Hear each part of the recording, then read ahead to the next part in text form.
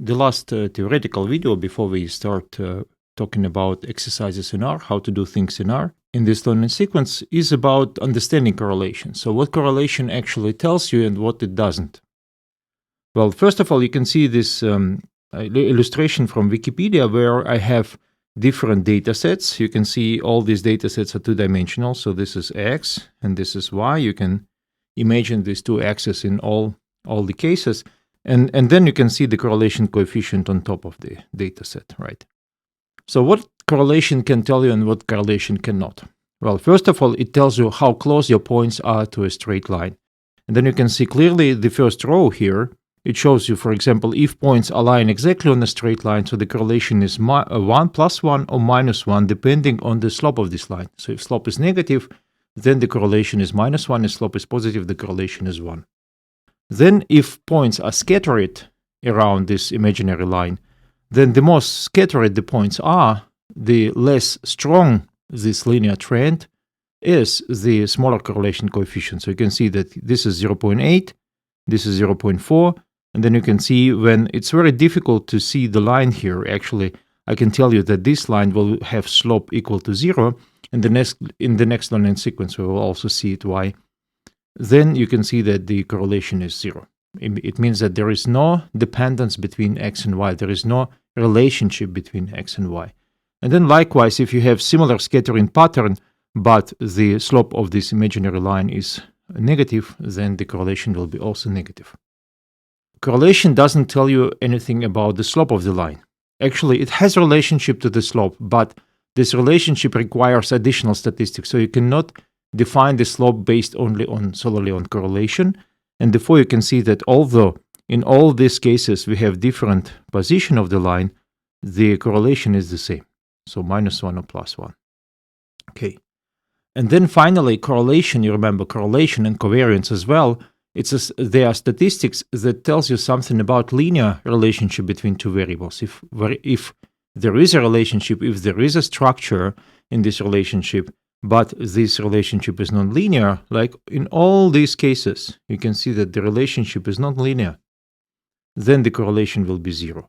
So correlation 0 doesn't mean that you don't have a relationship. It means that you don't have a linear relationship between two variables. Okay. So this is just a long story short. So the correlation shows you how strong a linear trend is and if it exists actually at all. And also it shows you the direction of the trend, right? So the sign is the direction and the correlation coefficient itself, the absolute value of correlation coefficient, it's how strong the linear trend is. Correlation doesn't tell you anything about the slope, and also it's not the statistics to use if you have non-linear trend. So that's one thing.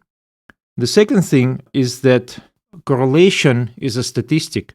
You remember we computed when we have two variables, X and Y. These variables are random. And these variables are more or less from normally distributed population, right? So in this case, correlation coefficient makes sense. What you see here on this plot, it's very famous. It's called Anscombe quarter. You can also see it in the Wikipedia. You can find this dataset in Wikipedia. This dataset is used to illustrate that calculation of statistics without investigating your data, without checking if data quality is good enough for these statistics, can be wrong. Apparently, you can see that we have 4 data sets. So this is A, this is B, this is C, and this is D. In each data set, you have 2 variables, X and Y. X and Y, X and Y, X and Y, right? Now you can see that in this case, in data set A, you have a pretty good data for calculating correlation, right? First of all, you can see apparently both X and Y are random. We cannot see the normality here, but at least we don't see any clear deviations from normality, for example, high skewness or similar things. And also you can see that there is a clearly linear trend between X and Y. So in this case, the correlation is a good statistic to use. In this case, you can see that the relationship between X and Y is nonlinear. Moreover, it's not monotonic, so you can see it goes up first and then it goes down. So in this case, the correlation coefficient, the Pearson correlation coefficient, the use of Pearson correlation coefficient, the one that we learn in this learning sequence, which is a standardized covariance, is actually not suitable. It's not a good idea to use it here. In the dataset C, you can see that you have a very clear linear trend, but then there is one outlier, a very strong one. So also the correlation will be wrong to use here, because, outlier will spoil the results. The majority of points indeed share ideal linear trend. And finally, in this case, in case D, you also have a problem with variation of x values. So you can see that x values do not vary except one outlier here. The funny thing is that if you compute correlation coefficient for all these 4 cases, it will be identical. Now you will get identical number. In all these cases, the correlation coefficient is 0.82. But apparently, this 0.82 has a meaning only in case A and doesn't provide you any useful information in B, C, or D. So therefore, it's very important that you use correlation correctly.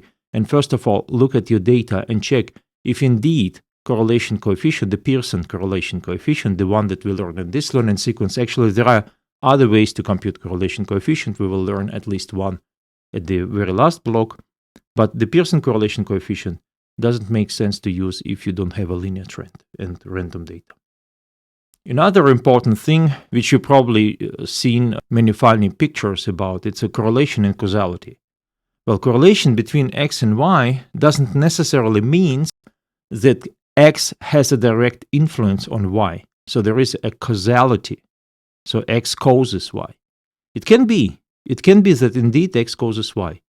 But you can have a high correlation also because Y causes X.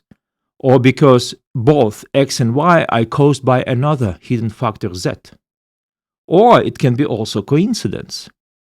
You can find a lot of funny correlations for parameters, for characteristics, for variables that should not have any relationship at all. Just a couple of examples. This is people data, and you can see that this is beer consumption in liters per year. And this is swimming ability, how well these people swim. And then you can see the correlation is pretty high, is more than 0.7. Does it mean that drinking more beer let people swim better? Well, apparently not. At least everything that we know about human body, about physical abilities, tells us that there should be no causal effect. So why there is a relationship between beer and swimming? Why the correlation is relatively high? Well, apparently, at least it's my best guess, is that here we have people, mostly males, and who are stronger physically. And if you are stronger physically, you will swim better. That's just nature, right? That's biology. But at the same time, at least at the time point where this data was collected, I think it was the beginning of 90s, this data was collected. By that time, also strong male persons prefer to drink quite a sufficient amount of beer. So this is just a spurious correlation. Or you can think about that this is this case, right? So both factors X and Y are caused by just how strong physically this particular person is. Okay.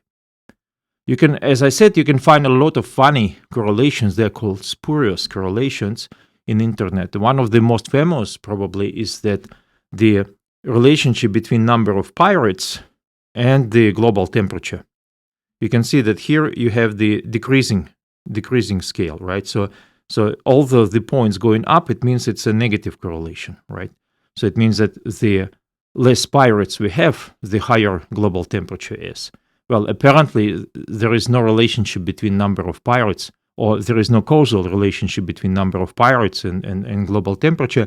Both are caused by developing of our society with time, right? So they are both correlate with time. So it's time that and developing of society causes both factors change. Okay, and then there is actually a website, dedicated website where you can find a lot of these examples, like for example, American cheese consumption and Alphabet stock price. Alphabet, it's a company that owns Google and some other also brands. And then you can see, in this case, it's not X and Y, it's time, in time.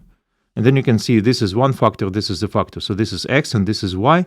And you can see how both X and Y developed in time. And then apparently you can see they are growing, and of course they will correlate. Most of the spurious correlations have a relationship in time. Okay, they are dependent via time. In this case, it's kind of easy, right? So both apparently should go up because, If you have more people, if people earn more, then they will probably consume more cheese. And of course, with time, usually if company is quite successful, the stock price of the company will also go up. However, for example, in this case, you can see the popularity of using this meme, not sure if, and the number of UFOs seen in Alaska. And then you can see there is no clear monotonous trend. Then you can see it goes up and then it goes down, right? But apparently they are highly correlated. Again, why? In this case, I don't know. I didn't investigate this case. But just a main takeaway from all these examples is that correlation doesn't mean causality. If you want indeed to find if X causes Y or Y causes X, you need to run these specifically designed experiments where you will make a special combination of X and Y and try to change manually X and see how Y react on these changes, keeping all other factors either constant or vary them randomly. So that's actually it. And in the last video, we will talk about how to do things in R. I will just simply repeat all my examples, which I showed you here in the learning sequence in RStudio. And then we are done with covariance and correlation.